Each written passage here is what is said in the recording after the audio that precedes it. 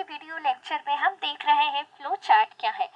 इसके लिए सबसे पहले आपको रिकमेंड करूंगी कि अगर आपने एल्गोरिथम का लेक्चर नहीं देखा है तो सबसे पहले एल्गोरिथम क्या है उसके बारे में आप ये लेक्चर देख लें, उसके बाद ही आप फ्लो चार्ट को समझ पाएंगे। फ्लो चार्ट एक तरीके के डायग्राम है जिसे हम प्रोसेस और वर्क फ्लो को रिप्रेजेंट करने के लिए बनाते हैं। या यूं कहें कि जो हमारी एल्गोरिथम होती है उसमें स्टेप बाय स्टेप अप्रोचेस लिखी जाती है, उन्हें ही डायग्रामेटिक रिप्रेजेंटेशन में बनाया जाता है। और इन्हें बनाने के लिए कई तरह के शेप्स यूज होते हैं। इन शेप्स को फ्लो चार्ट सिंबल्स कहते हैं। अलग अलग मीनिंगफुल प्रेजेंटेशन के लिए अलग अलग शेप्स बनाए जाते हैं। इन शेप्स को या इन सिंबल्स को हम डिटेल्स में समझेंगे। फिलहाल समझते हैं कि कंप्यूटर प्रोग्रामिंग एल्गोरिथम में फ्लो चार्ट किस तरीके से यूज होता है। फ्लो चार्ट एक एल्गोरिथम का पिक्टोरियल रिप्रेजेंटेशन होता है जो प्रोग्राम की रीडेबिलिटी को बढ़ा देता है। और जो कॉम्प्लेक्स प्रोग्राम होते हैं उन्हें हम काफ़ी इजी वे में फ्लो चार्ट की हेल्प से बना सकते हैं, इवन दूसरों को भी समझा सकते हैं। लाइक जैसे आपने देखा होगा, जब आप अपने होम से किसी डेस्टिनेशन होम जाते हैं, किसी दोस्त के घर, आप गूगल मैप का सहारा लेते हैं। गूगल मैप में बताए गए डायरेक्शंस, उनके मूव्स को आप फॉलो करते हुए अपने दोस्त के यहाँ आराम से पहुंच सकते हैं, है ना। तो यहाँ पर भी वही होता है। यहाँ पे जो फ्लो बताया जाता है, जो सिंबल्स होते हैं या इंडिकेटर्स होते हैं, ये सब आपकी हेल्प करते हैं वर्क फ्लो और प्रोसेस को समझने में। तो आपको ये क्लियर हो गया होगा इस एग्जाम्पल से कि एक्चुअली में हम फ्लो चार्ट में क्या कर रहे होते हैं। ये जो डेवलपर टीम्स होती है, वहाँ के जो मेंबर्स होते हैं, प्रोसेस के बारे में समझना चाहते हैं, उनके लिए भी फ्लो चार्ट काफ़ी हेल्पफुल होता है। उन्हें डेटा कलेक्ट करने से लेके प्रॉब्लम स्टेटमेंट डिफाइन करना और सॉफ्टवेयर डेवलपमेंट की प्रोसेस को समझने में हमारा फ्लो चार्ट हेल्प करता है। यहाँ तक कि नए प्रोसेस को डिजाइन करना है या उसमें कोई एक्स्ट्रा फीचर्स ऐड करने हैं, उसमें भी फ्लो चार्ट एक बेसिक स्टेप्स होता है।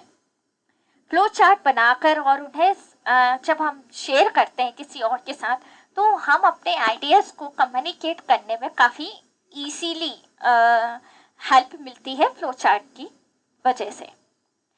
अब हम अगर बात करें कि फ्लो चार्ट को कब यूज करना चाहिए,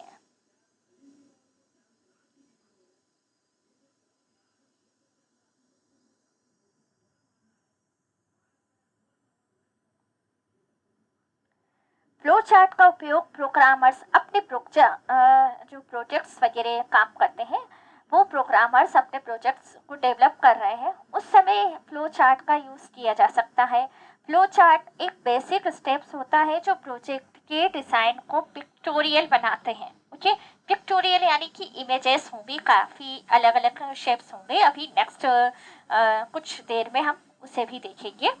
तो यहाँ पर जब किसी प्रोसेस का फ्लो चार्ट बनाया जाता है तो प्रोग्रामर उस प्रोसेस के नॉन यूजफुल पार्ट्स को समझ लेते हैं कि हमारे लिए क्या ज़रूरी है और क्या ज़रूरी नहीं है।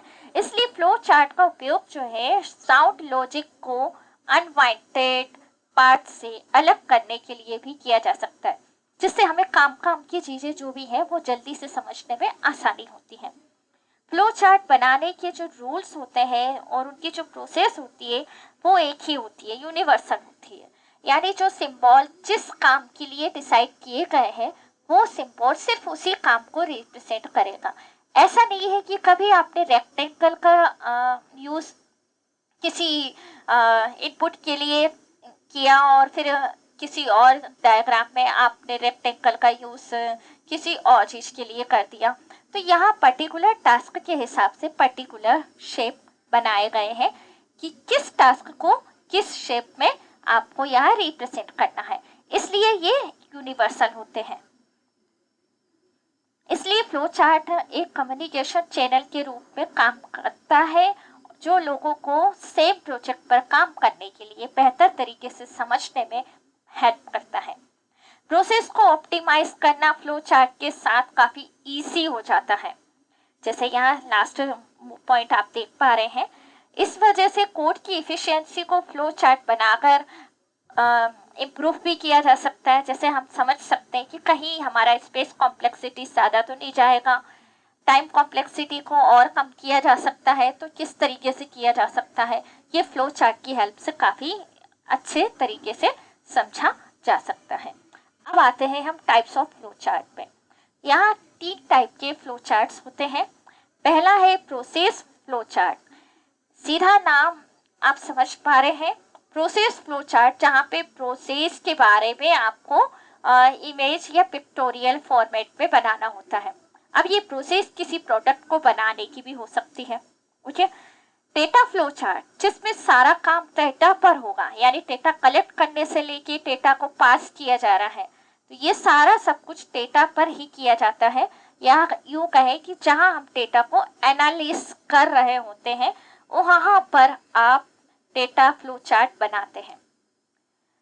बिजनेस प्रोसेस मॉडलिंग डायग्राम, इसका काम ही बिजनेस प्रोसेस पर है, यानी कि जब आप बिजनेस किस तरीके से रन होगा, मैनेजमेंट कौन करेगा, कौन एचआर होगा, उसको क्या काम दिया जाएगा, वो कैसे रिस्पॉन्सिबिलिटी लेगा, ये सब कुछ हमारा फ्लो चार्ट में शो किया जाता है। तो बिजनेस की जो एक्टिविटीज है वो हमारी बिजनेस प्रोसेस मॉडलिंग डायग्राम में रखी जाती है। अब हम देखते हैं कि किस टाइप के शेप्स जो है किस पर्टिकुलर टास्क को शो करते हैं। सबसे पहले फ्लो चार्ट का पहला टाइप है टर्मिनल। किसी भी एल्गोरिथम में स्टेप बाय स्टेप जब हम देखते हैं तो सबसे पहले स्टार्ट और एंड ये हमेशा होता है कि स्टार्टिंग कैसे होनी है, एंड कैसे होनी है।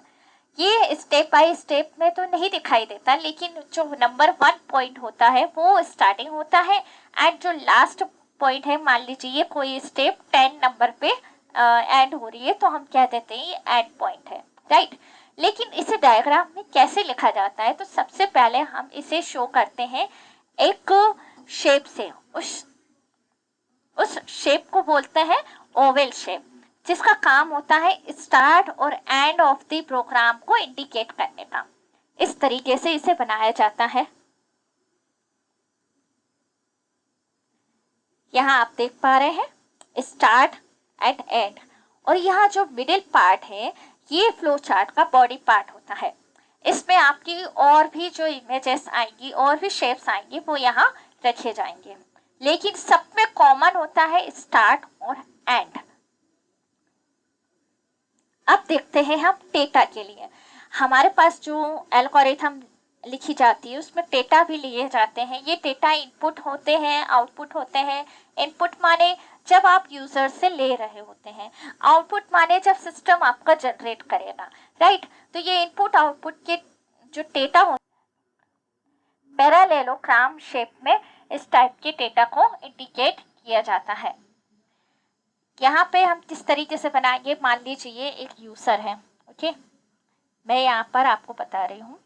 मान लीजिए एक यूजर है जो ए इनपुट के तौर पे किसी और से लेना चाह रहा है, यानी किसी यूजर से हमें इनपुट ए चाहिए, ठीक है, और इसे प्रिंट कराएंगे। तो सबसे पहले हमने स्टार्ट और एंड तो बना लिया। अब इसके बीच में एक इनपुट ए होगा जो ए की वैल्यू यूजर से लेगा, ओके। इसे हमने इस शेप में बना दिया। अब ये जो ए ले रहा है उसे आउटपुट देना है, वो आउटपुट हम प्रिंट से यूज करते हैं, राइट। सिस्टम में आप जब भी आउटपुट लेते हैं सिस्टम आपका आउटपुट देगा, उसे हम प्रिंट से रन कराते हैं, राइट। तो यहाँ पर उस डेटा को हमने इस शेप में लिख दिया। देख रहे हैं आप इनपुट और आउटपुट दोनों ही सेम शेप में है, ओके। यहाँ तक क्लियर है। अब आ जाते हैं प्रोसेस। ये जो प्रोसेस होती है ये मेन कोर्स होता है एक्शन का, यानी कि अब हम यहाँ पे मेन लॉजिक अप्लाई करते हैं प्रोग्राम में। जैसे कि अभी मैंने इनपुट ए का यूज करके ए की वैल्यू ले ली। अब ए में मुझे करना क्या है, कुछ तो ऑपरेशन परफॉर्म करेंगे ना। तो जैसे कि मान लीजिए मैंने यहाँ लिखा है कंडीशन में कि जो मैंने ए लिया है उस ए में +1 ऐड होना है ना, +1 करना है। तो यहाँ इनपुट ए लिया है और अब हम इसमें +1 करना चाहते हैं। इस टाइप का जो डेटा रहेगा, जो मेन कोर्स होता है जिसे हम प्रोसेस कहते हैं, इसे रेक्टेंगल शेप में बनाया जाता है। ये रेक्टेंगल शेप है, ये दोनों शेप अलग हैं और ये शेप अलग है ना। ये शेप आपका प्रोसेस का रहेगा। तो प्रोसेस हो रही है, मैथमेटिकल लॉजिक्स अप्लाई हो रहे हैं, एडिशन परफॉर्म हो रहा है कि जो ए आया है ए में +1 करना है, a is equal to a +1, then इसे प्रिंट कराएंगे। ओके,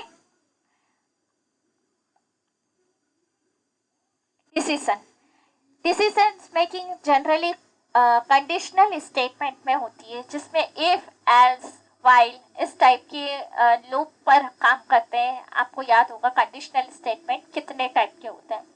जो इफ कंडीशंस के साथ होते हैं उस टाइप के जो डेटा रहेंगे जिसमें कंडीशंस अप्लाई होगी, उसे हम इस शेप में बनाएंगे।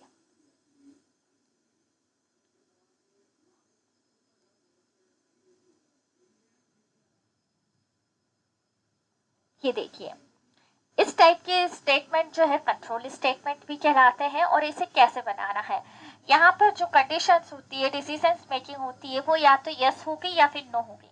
तो यहाँ 2 चॉइस दी जाती है ना। यहाँ पे ऐसा नहीं होता कि एक्सट्रीमली यस एक्सट्रीमली नो, नहीं, यस और नो, सिर्फ 2 चॉइस होती है। अगर कोई कंडीशन ट्रू होती है, यस होती है, देन आपको क्या डिसीजन लेना है। अगर फॉल्स होती है यानी नो होती है, तब आपको क्या कंडीशन लेना है। तो यहाँ पर 2 फ्लो बनाए जाते हैं और इसे इस तरीके से बनाया जाता है। इसका जो शेप होता है रोम्बस शेप में बनाया जाता है, जो आप देख पा रहे हैं। इस शेप में आपकी डिजाइनिंग की जाती है। जैसे कि मैंने यहाँ दिया है एग्जाम्पल में कि यूजर से हमने जो इनपुट ए लिया है, ए की वैल्यू ली है, अगर वो ए की वैल्यू जो है इवन है, तब हम उसमें +1 कर देंगे। अगर वो ऑड है, तब हम उसमें -a करेंगे, राइट। तो यहाँ पर हम सबसे पहले इनपुट ए ले रहे हैं। तो यहाँ कंडीशन कैसे लगेगी, मैंने ये शेप बनाया और इसमें लिखा है कि a mod 2, जिससे मुझे पता चल जाएगा कि कौन सा नंबर इवन है, कौन सा नंबर ऑड है। अगर इवन आता है ना, इवन आता है a mod 2, that means even generate होगा। अगर ये इवन है तो मुझे a में 1 ऐड कर देना है, बट अगर ये इवन नहीं है तो मुझे इसमें -1 कर देना है।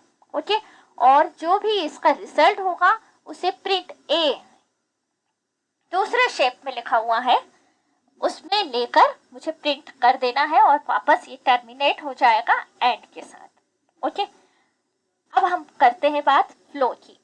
फ्लो कुछ नहीं है, जो आप अभी तक देखते आ रहे हैं, ये एरो नजर आ रहे हैं, ये एरो लाइन है, इन्हें ही फ्लो कहते हैं। कि ये बताते हैं कि अब हमें नेक्स्ट क्या मूव करना है। ओके, तो ये डायरेक्शंस बताते हैं किसी भी प्रोसेस फ्लो का, ठीक। जैसे अप डायरेक्शन है या डाउन डायरेक्शन है, तो इससे हमें हेल्प मिलती है कि हमारा नेक्स्ट मूव क्या होना चाहिए। ओके, तो अभी तक हमने कितने सारे डायग्राम देख लिए, सभी में इस टाइप का एरो लाइन दिखाई दिया। अब बात करते हैं ऑन पेज रेफरेंस की।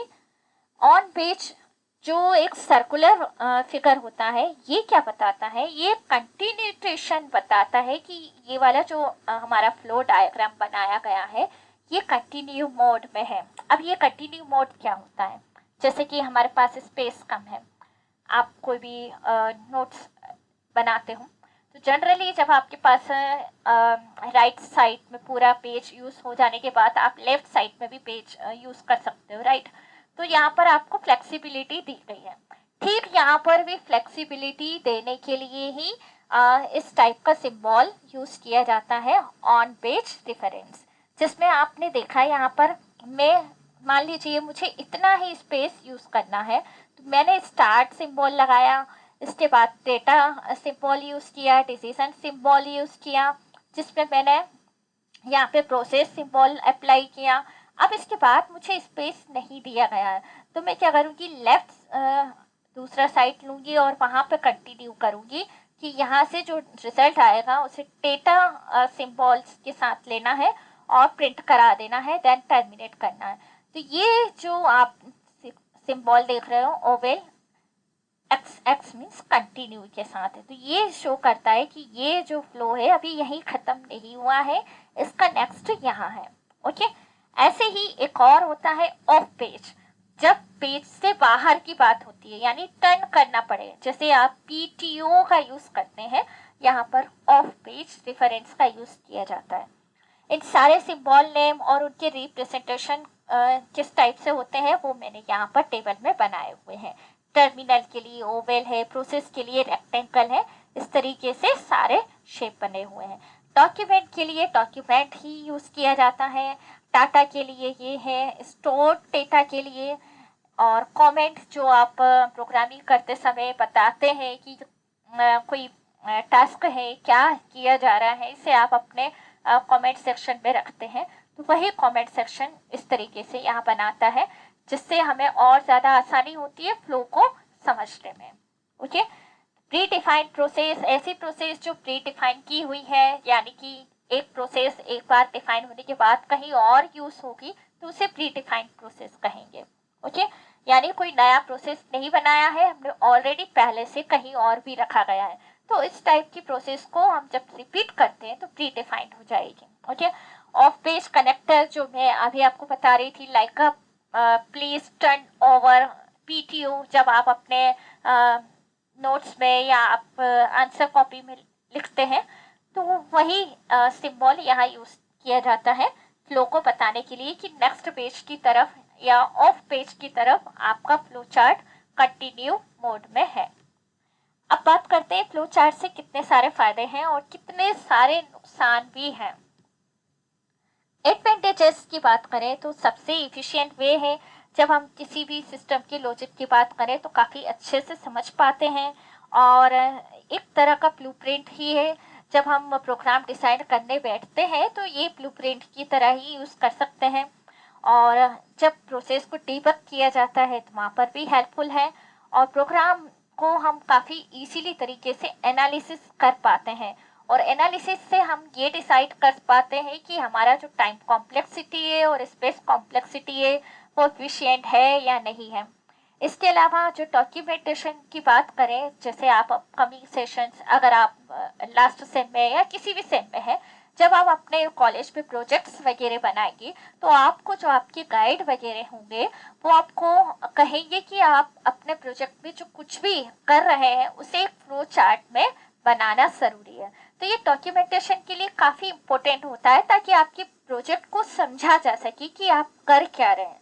जैसे आपने वेबसाइट बनाया है तो वेबसाइट में आप फ्लो चार्ट इस तरीके से बनाएंगे कि वेबसाइट कैसे ओपन हो रहा है, क्या क्या उसमें मोड आपने अप्लाई किए हैं, कौन कौन से फीचर्स ऐड किए हैं, किस विंडो के थ्रू आप कौन सा विंडो ओपन कर रहे हैं, ये सब कुछ आपका स्टेप बाय स्टेप आपके एल्गोरिथम में आएगा, और इसे ही आपको पिक्टोरियल फॉर्मेट में बनाना है। ओके। डिसएडवांटेजेस क्या है, काफ़ी चैलेंजिंग होता है एक अच्छा और बड़ा, अगर कोई कॉम्प्लेक्स फ्लो चार्ट आ जाए, जैसे आप प्रोजेक्ट के बारे में बात करें तो आपका प्रोजेक्ट अगर काफ़ी अच्छा है और टफ भी है तो उसका फ्लो चार्ट भी टफ बनेगा, तो काफ़ी चैलेंजिंग होता है इसे डिज़ाइन करना, और इस वजह से यहाँ पर काफ़ी सारी डिटेल्स को कवर करना भी मुश्किल हो जाता है। तो फ्लो चार्ट काफ़ी डिफ़िकल्ट हो जाता है, अगर एक बार बन गया और दूसरी बार उसे बनाना बैठे रिप्रोड्यूस करें काफ़ी टफ हो जाता है, मुश्किल होता है, वेरी डिफ़िकल्ट है ना। तो किसी भी तरह का मॉडिफाई भी यहाँ पर पॉसिबल नहीं हो पाता, तो ये डिसएडवांटेजेस हैं फ्लो चार्ट के। बट अगर आप एक बार फ्लो चार्ट बनाते हैं तो काफ़ी आसानी से आप अपने प्रोजेक्ट को, अपने प्रोसेस को किसी और को समझा सकते हैं, इसलिए फ्लो चार्ट काफ़ी इम्पोर्टेंट रोल प्ले करता है आपके प्रोजेक्ट्स में। तो जब भी आपको गाइड प्रोजेक्ट के लिए फ्लो चार्ट के बारे में कहे तो आपको कोशिश करना है कि सबसे पहले आप अपने प्रोजेक्ट को बनाते समय ही अपना फ्लो चार्ट तैयार रखें। ओके। तो ये था आपके फ्लो चार्ट के बारे में। आई होप आपको क्लियर हो गया होगा कि फ्लो चार्ट क्या है और इसमें कौन कौन से सिंबल्स यूज होते हैं और इनकी कितने फ़ायदे हैं और कितनी अपनी लिमिटेशंस हैं। तो मिलते हैं नेक्स्ट वीडियो में। Thank you so much. अगर अभी तक आपने चैनल को सब्सक्राइब नहीं किया है तो जल्दी सब्सक्राइब कर लें, आने वाली वीडियोस और भी ज़्यादा इंटरेस्टिंग होगी। Thank you so much.